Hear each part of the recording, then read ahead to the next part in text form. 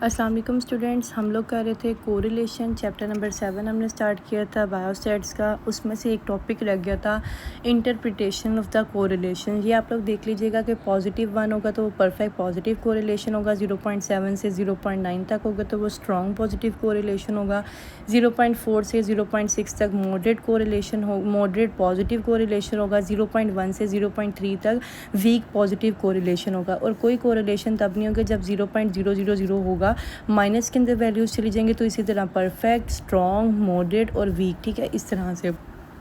अब हम बात करते हैं रिग्रेशन के टॉपिक की। रिग्रेशन के टॉपिक में हम लोगों ने सबसे पहले इसकी डेफिनेशन पढ़नी है।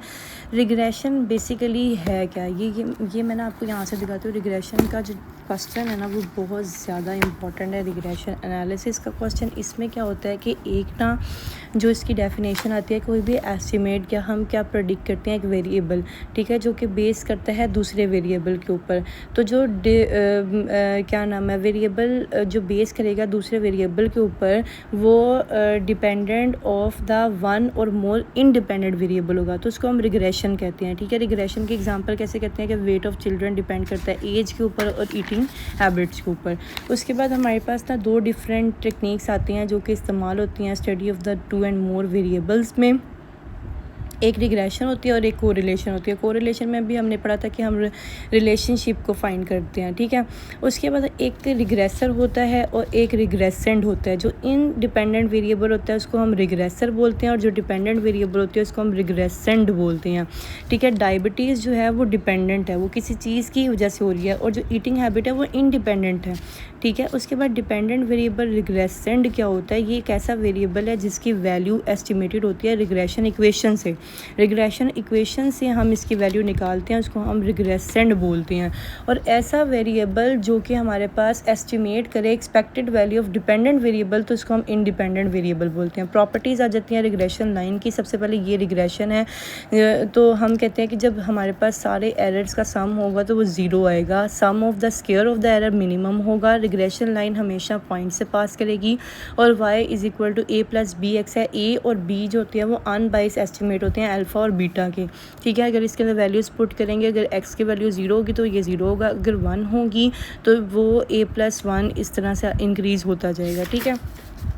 फिर हमारे पास पर्पस क्या होता है रिग्रेशन लाइन का। अगर कोई भी स्टैटिस्टिकल प्रॉब्लम नहीं है तो इसका मतलब क्या कि आपके पास जो रिग्रेशन मॉडल है उसके जो पैरामीटर्स हैं वो नोन है। और अगर कोई भी स्टैटिस्टिकल प्रॉब्लम है तो इसका मतलब कि सम ऑफ पैरामीटर नॉट नोन है।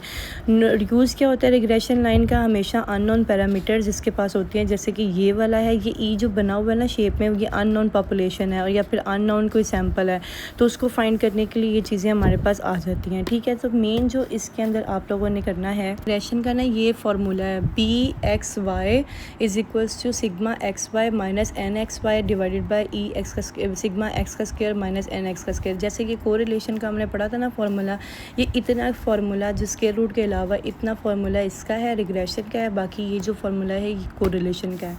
अब मैं ना कुछ आपको पॉइंट्स बता देती हूँ कि इसके अंदर ना कुछ और भी पॉइंट्स लिखे हुए थे कि आपके पास ना एक दो वेरिएबल अगर स्टडी कर रहे हों तो उसको हम एनालिसिस को सिंपल रिग्रेशन कहते हैं। दो या दो से ज़्यादा वेरिएबल स्टडी करें तो उनको हम मल्टीपल रिग्रेशन एनालिसिस बोलते हैं। सिंपल लीनियर रिग्रेशन मॉडल क्या होता है, ये एक मैथमेटिकल डिस्क्रिप्शन होती है रिलेशनशिप की जिसमें दो या दो से ज़्यादा वेरिएबल होते हैं। और अगर दोनों वेरिएबल्स फॉलो कर रहे हों लीनियर फैशन को तो इस मॉडल को लीनियर मॉडल बोलते हैं।